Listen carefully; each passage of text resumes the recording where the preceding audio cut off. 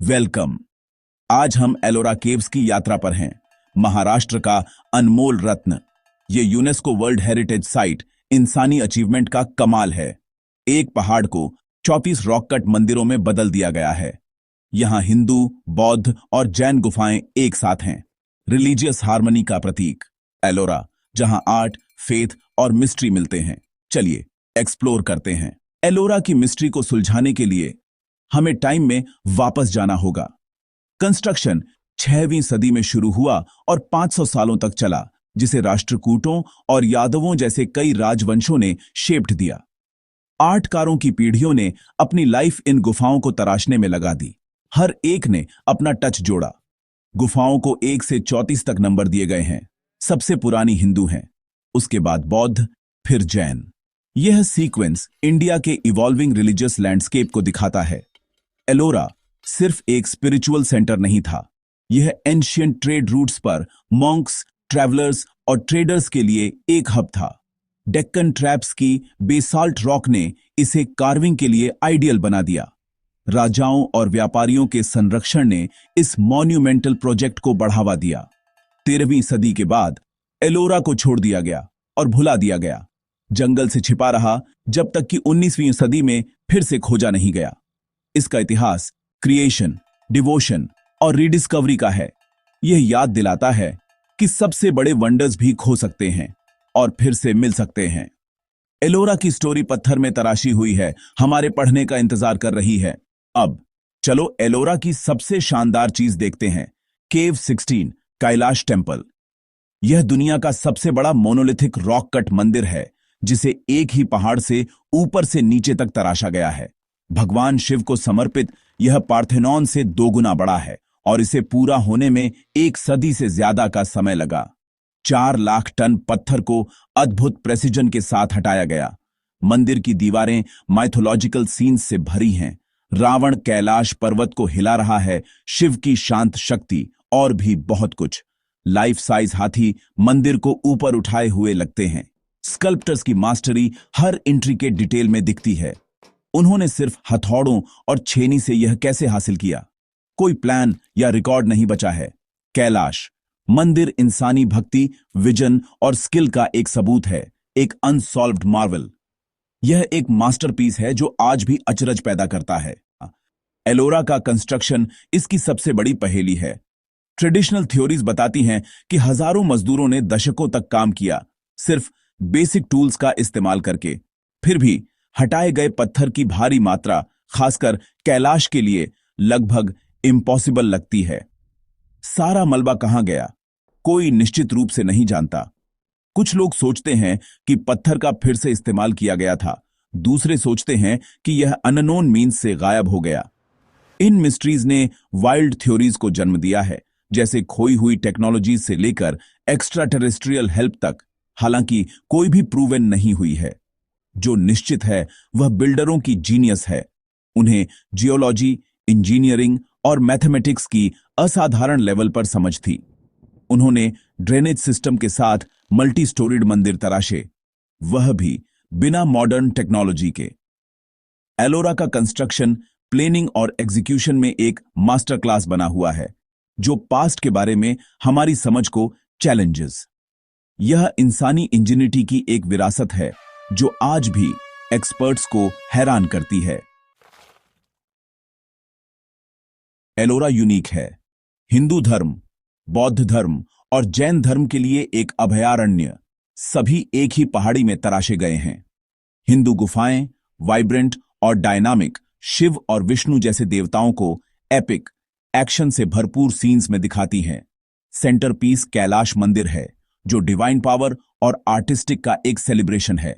बौद्ध गुफाएं शांत और मेडिटेटिव मठों और प्रार्थना हॉल्स के रूप में काम करती थीं। यहां बुद्ध की मूर्तियां सिरीनी और आत्मनिरीक्षण को इंस्पायर करती हैं, ड्रामा के बजाय ज्ञान पर ध्यान केंद्रित करती हैं। जैन गुफाएं हालांकि कम हैं, इंट्रिकेट डिटेल और डिवोशन के मास्टरपीस हैं। कमल के फूलों और तीर्थंकरों की नाजुक नक्काशी इन जगहों को स्पिरिचुअल एलिगेंस से भर देती है। गुफाओं का हर समूह अपने फेथ की फिलॉसफी को दर्शाता है। एनर्जी, सेरेनिटी या ऑस्टेरिटी, फिर भी सभी हार्मनी में रहते हैं। एलोरा की रिलीजियस डाइवर्सिटी, टॉलरेंस और यूनिटी का एक शक्तिशाली मैसेज है। यह इंडिया की आत्मा के माध्यम से एक स्पिरिचुअल जर्नी है जो पत्थर में तराशी गई है। यह हार्मनी एलोरा की सबसे बड़ी विरासत है। चलो एलोरा की बौद्ध गुफाओं की शांत दुनिया में कदम रखते हैं। 6वीं और 8वीं सदी के बीच बनी ये 12 गुफाएं कभी हलचल भरे मठ थीं। आर्किटेक्चर सिरिनी को बढ़ावा देता है। भिक्षुओं के लिए सिंपल सेल्स, प्रार्थना के लिए एकोइंग हॉल्स।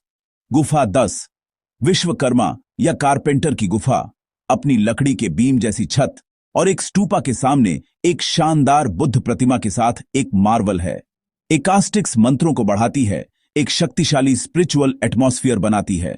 गुफा 12, तीन थाल, एक 3 मंजिला मठ है जिसमें असेंबली हॉल और विस्तृत बोधिसत्व प्रतिमाएं में हैं। यहां की कला शांत है, बुद्ध के जीवन और शिक्षाओं पर केंद्रित है।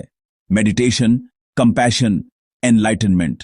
नाटकीय हिंदू गुफाओं के विपरीत बौद्ध कला प्रतीकात्मक और शांत करने वाली है। ये गुफाएं कभी बौद्ध शिक्षा और भक्ति का एक प्रमुख केंद्र थीं। आज वे उस समय की एक शांत याद दिलाती हैं जब बौद्ध धर्म यहां फला फूला था। एलोरा की बौद्ध गुफाएं सिरिनेई और चिंतन का स्वर्ग बनी हुई हैं। अब चलो एलोरा के उत्तरी छोर पर स्थित खूबसूरत जैन गुफाओं को एक्सप्लोर करते हैं। 9वीं और 11वीं सदी के बीच बनी ये 5 गुफाएं छोटी हैं लेकिन आर्टात्मक रूप से रिच हैं। मुख्य आकर्षण गुफा 32 इंद्र सभा है, एक 2 मंजिला मंदिर जो इंट्रिकेट नक्काशी और एक मोनोलिथिक श्राइन से सजा है। नाजुक कमल के रूपांकन, यक्ष और यक्षिणियां दीवारों और छतों को पत्थर के गहनों की तरह सजाते हैं। तीर्थंकरों की मूर्तियां, खासकर महावीर और पार्श्वनाथ, सिरीनी और स्पिरिचुअल स्ट्रेंथ बिखेरती हैं। मेडिटेशन और आत्मनियंत्रण की कहानियां पत्थर में खूबसूरती से कैप्चर की गई हैं। अन्य जैन गुफाएं जैसे जगन्नाथ सभा और छोटा कैलाश इसी आर्टात्मकता और भक्ति को दर्शाती हैं। जैन गुफाएं एलोरा की आर्किटेक्चरल जर्नी का एक उपयुक्त फाइनल है। वे फेथ की स्थायी भावना और एंशियंट आर्टकारों के अविश्वसनीय स्किल को दिखाते हैं। यहां सिंप्लिसिटी और भव्यता परफेक्ट हार्मनी में कोएग्जिस्ट में। एलोरा की लेजेंड्स इसके पत्थर के वंडर्स में फिल विथ मैजिक। एक फेमस कहानी बताती है कि एक रानी ने कैलाश मंदिर बनाने की कसम खाई थी अगर उसका पति ठीक हो जाए, और एक आर्किटेक्ट ने इसे ऊपर से नीचे तक तराशा ताकि वह जल्दी अपना फास्ट तोड़ सके। कुछ लोकल लोगों का मानना है कि गुफाओं में एक भूमिगत शहर के लिए सीक्रेट सुरंगें छिपी हैं, हालांकि कोई भी नहीं मिली है। अन्य मिथकों का दावा है कि गुफाओं को पांडवों, देवताओं या दिग्गजों ने एक ही रात में बनाया था। ये कहानियां उस अचरज को दर्शाती हैं जो एलोरा इंस्पायर करता है। इसका स्केल और परफेक्शन लगभग अलौकिक लगता है। हालांकि अप्रमाणित लेजेंड्स हिस्ट्री को लोक कथाओं के साथ मिलाते हैं जिससे एलोरा की मिस्टिक और डीपन्स।